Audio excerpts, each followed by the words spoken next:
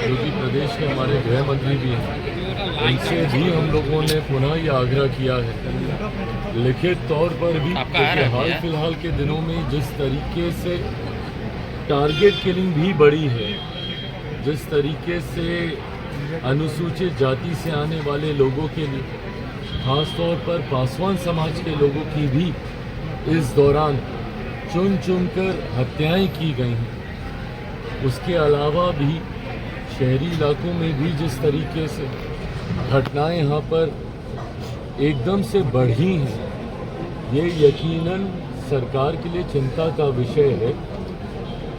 मुख्यमंत्री जी से भी ये आग्रह हम लोगों ने पुनः किया है कि इस बात को नियंत्रित करने की ज़रूरत है। कौन ऐसे असामाजिक तत्व हैं जो कि चुनावी वर्ष, और मैं मानता हूं कि कहीं ना कहीं इसके पीछे राजनीतिक दृष्टि भी है, ऐसे असामाजिक तत्व जो कि चुनावी वर्ष होने की वजह से सरकार और सरकार की छवि को खराब करने की सोच के साथ इस तरीके की घटनाओं को अंजाम दे रहे हैं, उन लोगों को चिन्हित करके कड़ी से कड़ी सज़ा दी जाए। हम लोगों ने भी स्थानीय प्रशासन अलग अलग ज़िलों में जहाँ जहाँ पर भी इस तरीके की घटनाएं हो रही हैं, वहाँ पर एसपी हो, स्थानीय प्रशासन के लोग हों, उनसे बात करके तुरंत ऐसे लोगों को चिन्हित कर कड़ी कार्रवाई करने की हम लोगों ने भी बात किया है। उम्मीद करते हैं मुख्यमंत्री भी इस बात को लेकर गंभीर हैं, चिंतित हैं जिस तरीके से ये घटनाएं बढ़ी हैं। उम्मीद हम लोग ज़रूर करते हैं कि भविष्य में कम से कम ये घटनाएं नियंत्रित हों। नॉन सीरियस चीफ मिनिस्टर का पोस्टर लग रहा है, तो आपकी पार्टी का नेता कहना है, आरजेडी भी लगातार ले रही है, कार्रवाई भी हुई है, तो राजनीतिक मतलब क्या है इसका? भाई जिसका भी नाम सामने आ रहा है और किसी ने भी, भले वो हमारी पार्टी का कोई सदस्य हो, गठबंधन का कोई हो, या कोई भी व्यक्ति असामाजिक सोच रखने वाला जो ऐसी घटनाओं को अंजाम दे रहा है, उसको कड़ी से कड़ी सज़ा मिलनी चाहिए। किसी का भी संरक्षण किसी अपराधी के प्रति नहीं होगा। हम लोगों के पार्टी का प्रतिनिधि मंडल भी गया था जिस घटना का आप जिक्र कर कमल पासवान, वहाँ पर हमारी पार्टी के सांसद जमुई से अरुण भारती जी, जो कि प्रदेश के प्रभारी भी हैं, वो भी गए थे। मुख्यमंत्री जी के संज्ञान में इस पूरे विषय को भी दिया गया है। मेरी खुद मुख्यमंत्री जी से बात हुई है।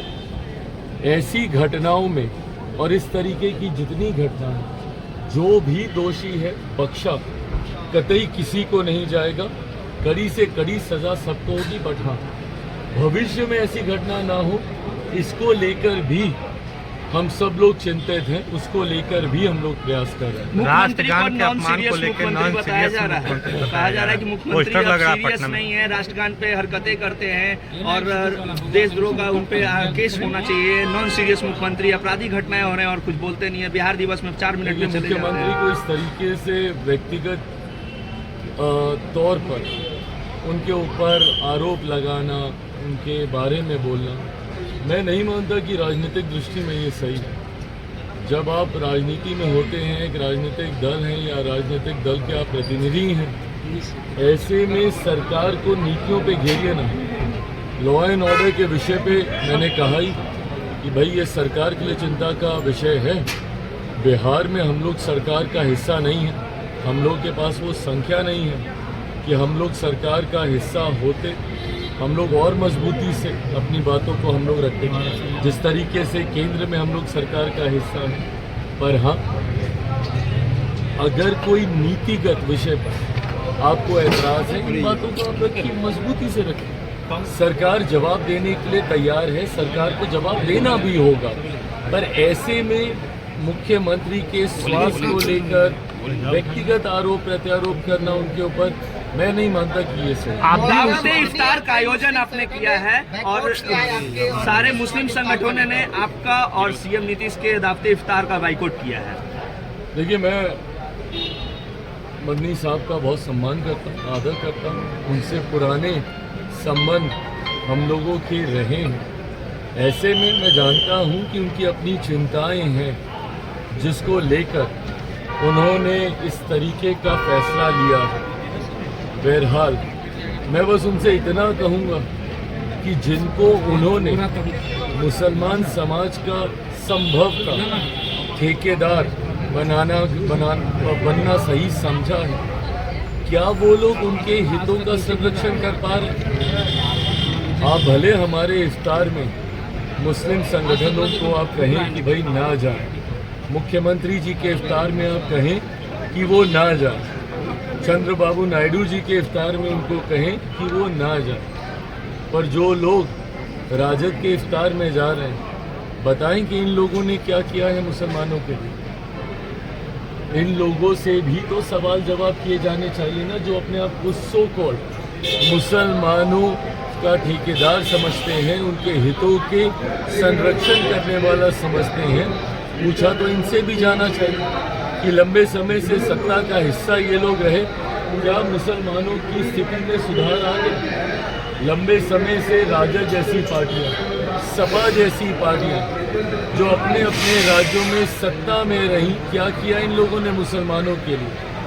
अगर मैं अपनी बात करूं, मेरे नेता, मेरे पिता आदरणीय रामविलास पासवान जी ने तो अपनी पार्टी तक को समाप्त कर दिया था, मुसलमान को मुख्यमंत्री बनाने की सोच को सामने रखने को लेकर।